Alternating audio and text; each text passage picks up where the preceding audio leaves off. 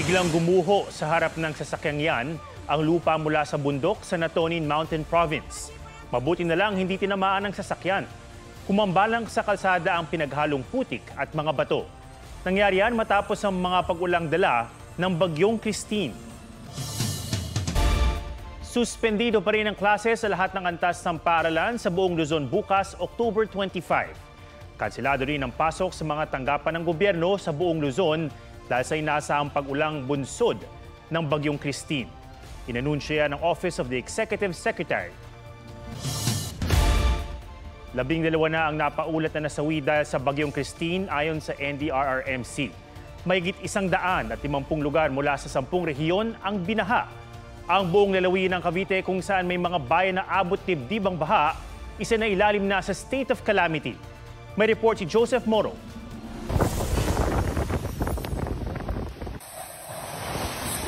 Susko po!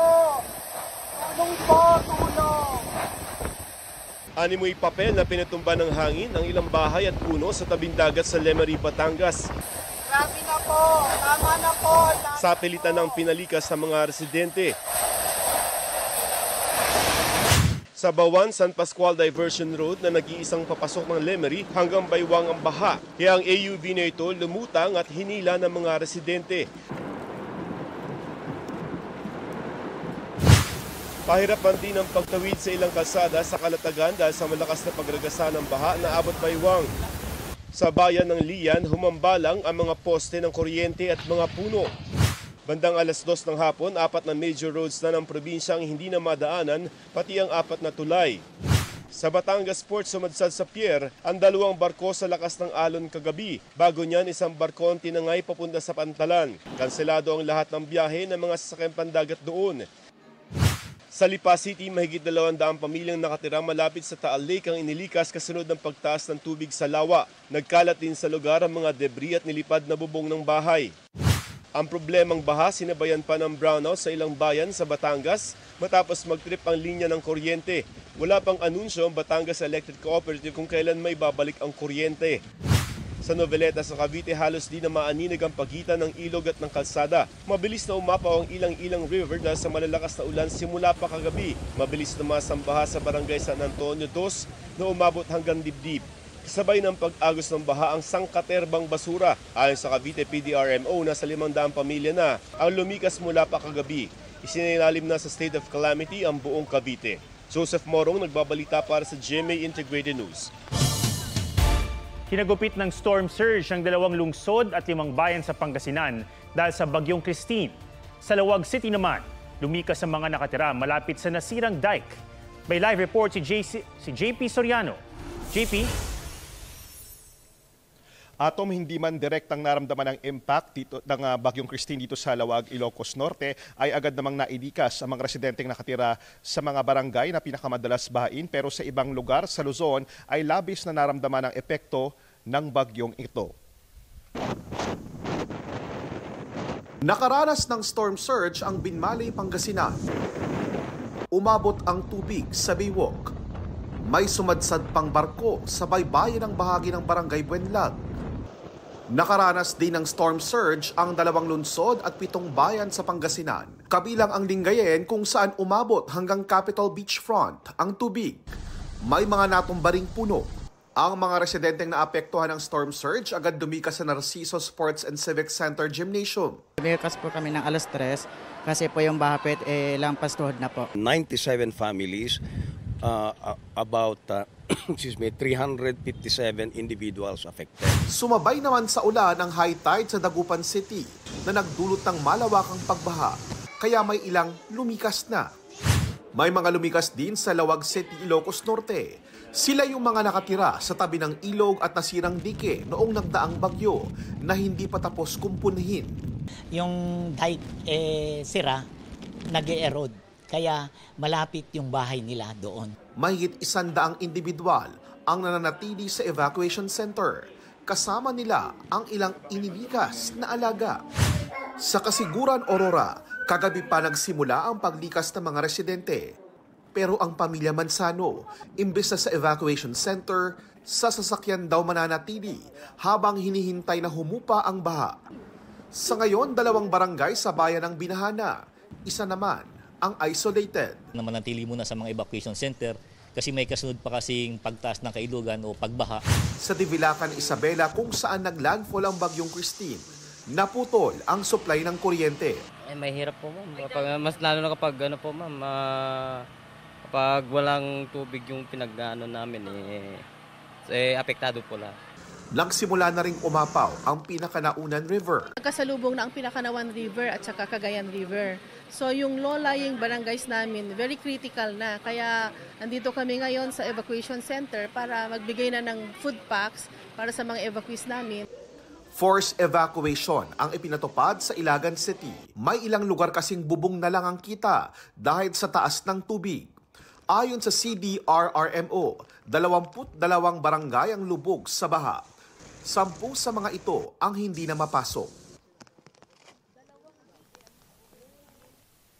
At atom dito sa Lawag, Ilocos Norte ay ayon sa LGU, aabot sa mahigit 350,000 ang katumbas na halaga ng mga tanim na palay at mais ang nasira dahil sa ilang araw na pag-uulan dulot ng bagyo. Pero ayon sa LGU ay mas mababa ito kumpara sa mga nakaraang bagyo dahil agad na abisuhan ng mga magsasaka na anihin ang kanilang mga pananim. Atom? Maraming salamat at ingat kayo dyan, JP Soriano.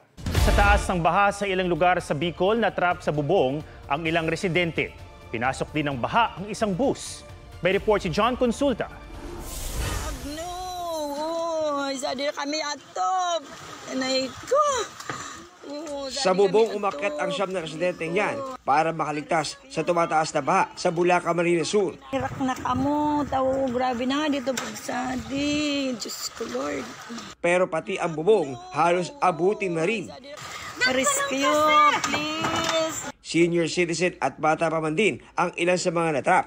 Nasagip sila kalaunan. Diyos ko Lord.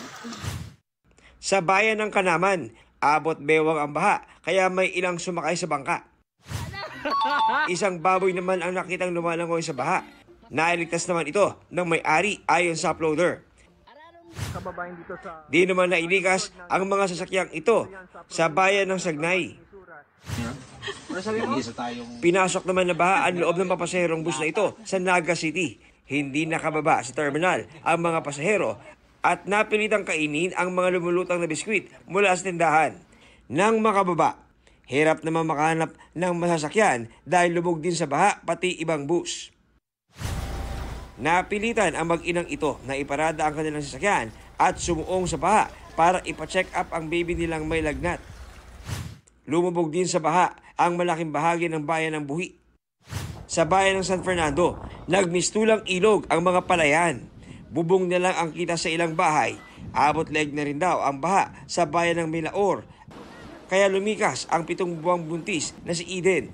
Ang kanyang ginawa't pagod, nakaluan ng takot, lalo't muntik ng mamiligro ang buhay nilang mag-asawa at 2 taong anak na si Sofia. Muntik po kasi kami maanod kanina. Malakas po yung agos, walang ganong sakayan. Hindi po kaya ng bangka. Tinulungan sila ng Coast Guard. Naiyak naman ang babaeng ito dahil hindi makauwi sa Tabaco, Albay para sa 95th birthday ng kanyang ama. Ang mga kapatid niyang umuwi galing Canada, stranded sa Milaor. 95th birthday po ng Daddy. Happy birthday, Daddy, kahit nandito kami. Sa bayan ng Baao, isinakay ng Coast Guard sa rubber boat ang mahigit 20 residente. Kabilang sa nasagip ang 15 minor de edad. Hindi naman pinalad ang isang bata sa Iriga City na namatay dahil nahulog sa kanal sa kasagsagan ng bagyo. Sa Legazpi City, nasawi rin ng isang jeepney driver matapos makuryente. Nang sumabit ang minamaneho niyang jeep sa nakalaylay na linya ng kuryente. Hanggang sa bubungan naman ang baha sa Labo, Camarines Norte.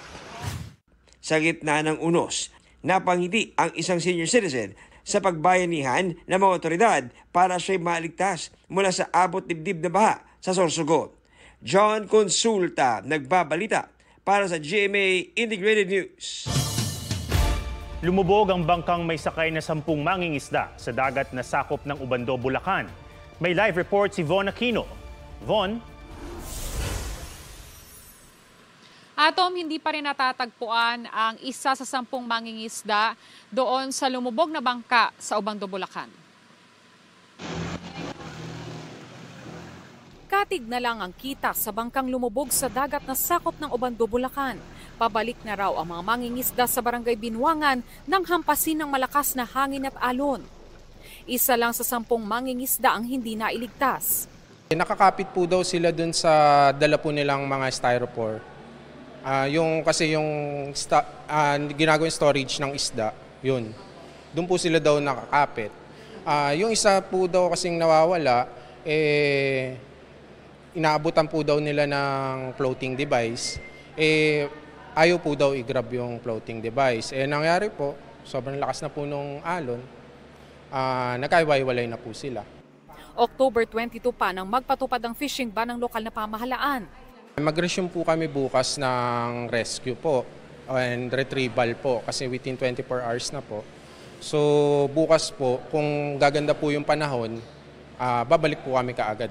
Nitong hapon, ulan na may kasamang malakas na hangin ang naranasan sa Obando, Bulacan na nagdulot ng gutter deep na baha sa Flamenco Street, Barangay Panghulo. Binahari ng Barangay San Miguel, Kalumpit, Bulacan na katabi ng Pampanga River. Maputik pa ang bahay ng pamilya Nabong matapos abutin ng hanggang hitang baha. Nagising po ako, laki ng tubig. Sabi ko, anak, bangon ka na, yung bed mo, nakalutang na sa tubig. Ang tricycle na ito sa Barangay May Sulaw, itinulak pa ng isang pasahero. Ramdam din ang malakas na hangin.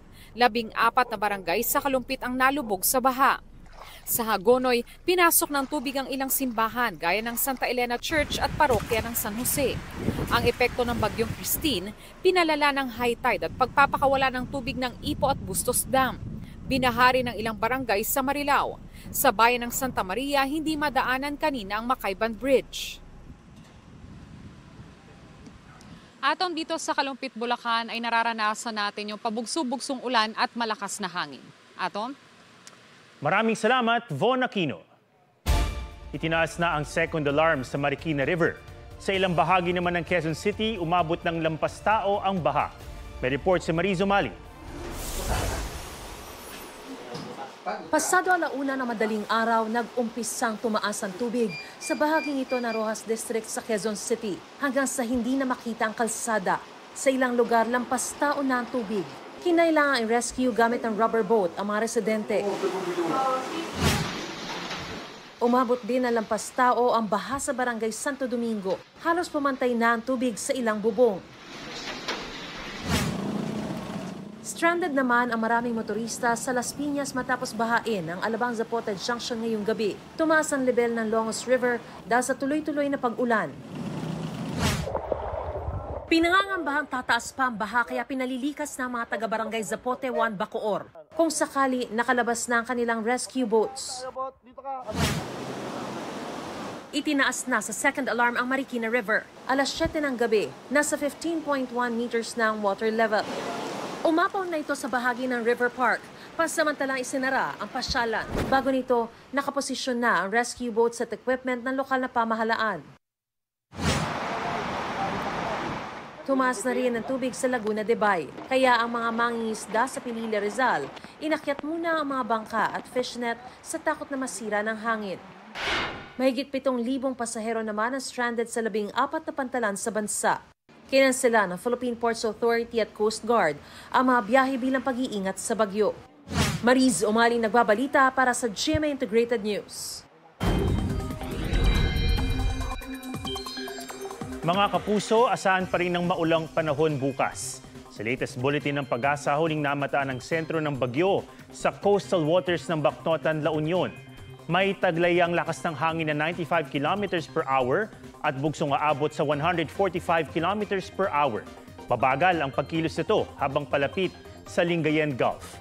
Nakataas pa rin ang Cyclone number 2 sa Metro Manila, Cagayan, kabilang ang Babuyan Islands, Isabela, Quirino, Nueva Vizcaya, Apayao, Kalinga, Abra, Ifugao, Mountain Province, Benguet, Ilocos Norte, Ilocos Sur, La Union, Pangasinan, Aurora, Nueva Ecija, Tarlac, Zambales, Bataan, Pampanga, Bulacan, northern portion ng Cavite, Rizal at mainland Quezon, at signal number 1 naman sa Batanes, rest of Rizal, rest of Cavite, Batangas, Laguna, West of Quezon, Occidental Mindoro, Oriental Mindoro, Marinduque, Romblon, northern portion ng mainland Palawan kasama ang Calamian, Cuyo at Kalayaan Islands, Camarines Norte, Camarines Sur, Catanduanes, Albay, Sorsogon at Masbate, kabilang ang Ticao at Burias Islands. Signal number 1 din sa Aklan, Capiz, Antique, kasama ang Caluya Islands, Iloilo, Bantayan Islands, western portion ng Northern Samar at northern portion of Samar. Sa forecast track ng Pag-asa, magtutuloy-tuloy ang pagkilos ng bagyo pakanluran sa West Philippine Sea hanggang makalabas ng PAR bukas. Pero may posibilidad din na mag-loop o bumalik yan malapit sa PAR. Sabi po ng Pag-asa, dahil yan sa isa pang LPA na isa ng bagyo. Huli ang nakita 2,045 kilometers east ng northeastern Mindanao. Bukod dyan, may isa pang LPA na halos katabi lang nito. Pero sa ngayon, pababa ang tsansa nitong maging bagyo. Mga kapuso, makibahagi sa Operasyon Bayanihan, Bagyong Christine Telethon Special. Tumutok bukas sa unang hirit sa GMA mula 5:30 a.m. hanggang 9 a.m. at sa GTV BBTV 6 a.m. to 11 a.m. Operasyon Bayanihan, Bagyong Christine 2:30 p.m. to 5:30 p.m. at dapat alam mo 5:30 p.m.